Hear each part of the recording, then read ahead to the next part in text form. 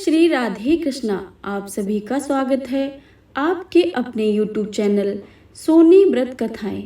आज आप सभी सुनेंगे श्राद्ध पक्ष में सर्वपितृ अमावस्या की बहुत ही दुर्लभ एवं पौराणिक व्रत कथा। आप सभी से अनुरोध है कि कथा को पूरा अवश्य सुने। श्राद्ध पक्ष में सर्वपितृ अमावस्या का बहुत ही विशेष महत्व माना गया है। यह पितरों को विदा करने की अंतिम तिथि है।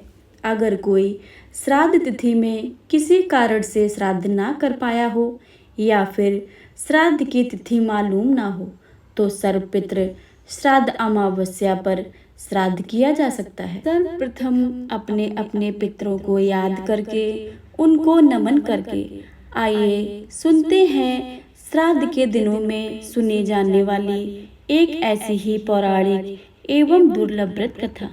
देवताओं के पितृगण जो कि अग्निस्वात जो सोमपथ लोक में निवास करते हैं, उनकी मानसी कन्या अक्षोदा नाम की एक नदी के रूप में अवस्थित हुई। मत्स्य पुराण में अक्षोदा सरोवर और अक्षोदा नदी का जिक्र मिलता है जो कि कश्मीर में स्थित है।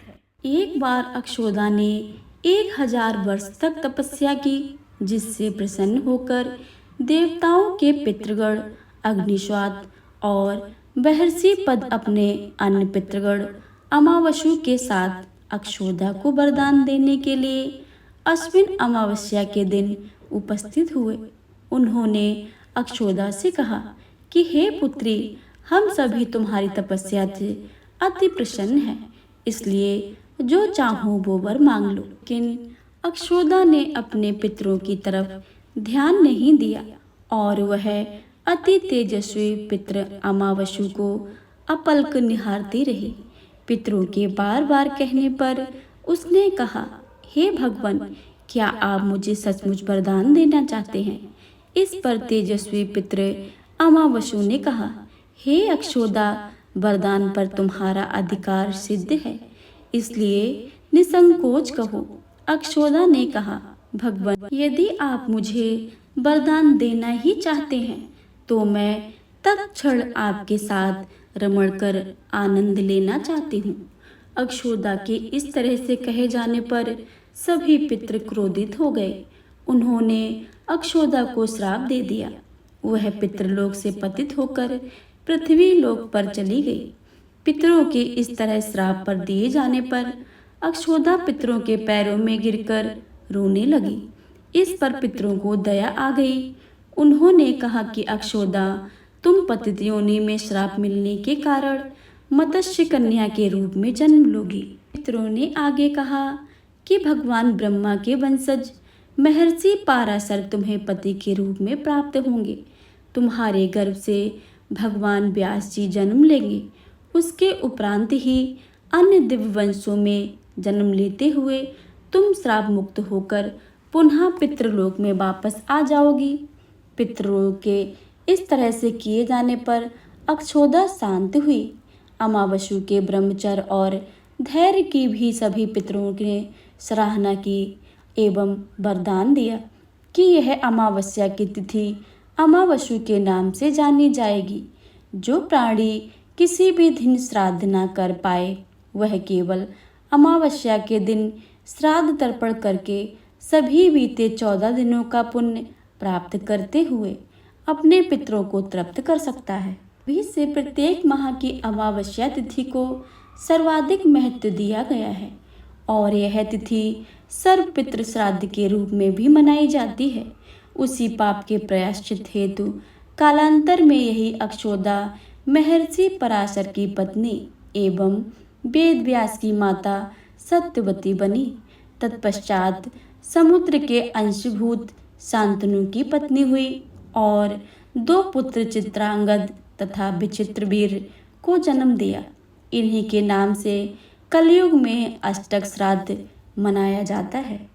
आइए अब सुनते हैं अमावस्या की दूसरी कथा, जिसको सुनने मात्र से ही सुख समृद्धि और वैभव की प्राप्ति होती है। समय की बात है, एक ब्राह्मण अपनी पत्नी के साथ रहता था।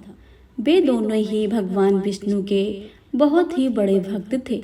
दोनों प्रतिदिन अपना ज़्यादातर समय भगवान विष्णु के ध्यान और पूजा पाठ में बिताते थे। ब्राह्मण का घर धन धान्य से भरा हुआ था, किंतु संतान न होने के कारण वह दंपति अत्यंत दुखी रहता था। एक दिन ब्राह्मण ने अपनी पत्नी से कहा कि मैं तपस्या करने के लिए वन में जा रहा हूँ। के बाद वह भगवान पर भरोसा और संतान की कामना लेकर वन में तपस्या करने चला गया। ब्राह्मण को कठोर तपस्या करते हुए कई वर्ष बीत गए, लेकिन उसे फल की प्राप्ति नहीं हुई।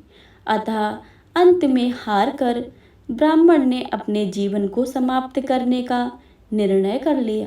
अपने जीवन समाप्त करने के बारे में सोचकर उसने पेड़ की डाली पर फांसी का फंदा डाला और अपने गले पर बांधने लगा।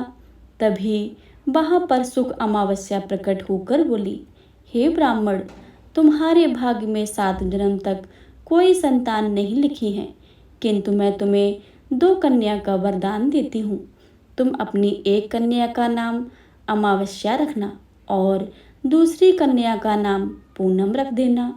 तुम अपनी स्त्री से कहना कि वह 1 वर्ष तक सुख अमावस्या का व्रत रखे और अमावस्या के दिन 1 कटोरे चावल भरकर उस पर दक्षिणा रखकर दान कर दे।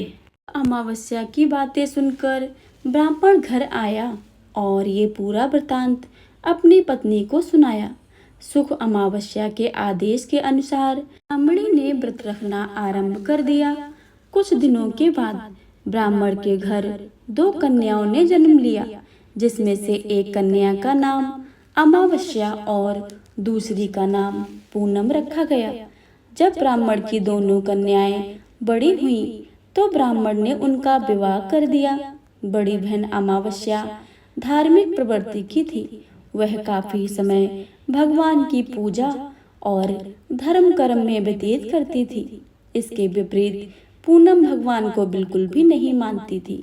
बड़ी बहन अमावस्या के घर में सुख समृद्धि का भंडार था, वहीं छोटी बहन के घर में दरिद्रता छाई हुई थी। जब बड़ी बहन अमावस्या को अपनी छोटी बहन पूनम के बारे में पता चला कि वो बहुत दुखी है, तब अमावस्या अपनी बहन के लिए ढेर सारा सामान लेकर उससे मिलने गई।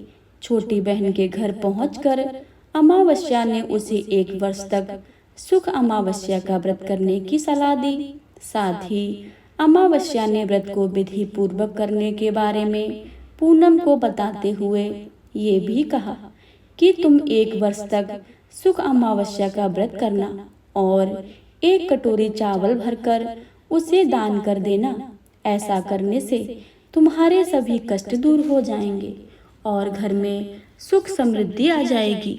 पूनम ने अपनी बहन की बात मानते हुए बिल्कुल ऐसा ही किया। के बाद 1 साल के भीतर ही पूनम का घर धन धान से भर गया और उसके घर एक बेटे ने जन्म लिया। इस प्रकार जो भी अमावस्या का व्रत करते हैं, दान करते हैं, उनके घर में समृद्धि की कोई कमी नहीं होती है। माँ अमावस्या उनकी सारी मनोकामनाओं को पूर्ण करते हैं। तो प्रेम से बोलिए, माँ सुखी अमावस्या की जय, सर्वपितृ अमावस्या की जय, सभी देवी देवताओं की जय। अगर आपको यह कथा अच्छी लगी तो वीडियो को लाइक करें, शेयर करें। कमेंट बॉक्स में सर्व पितरों की जय लिखना बिल्कुल भी मत भूलिए। और चैनल पर नए आए हैं तो चैनल को सब्सक्राइब करके बेल आइकन को जरूर दबा लें, ताकि आने वाली सभी वीडियो की जानकारी सबसे पहले आपके पास पहुंचे। मिलते हैं अगली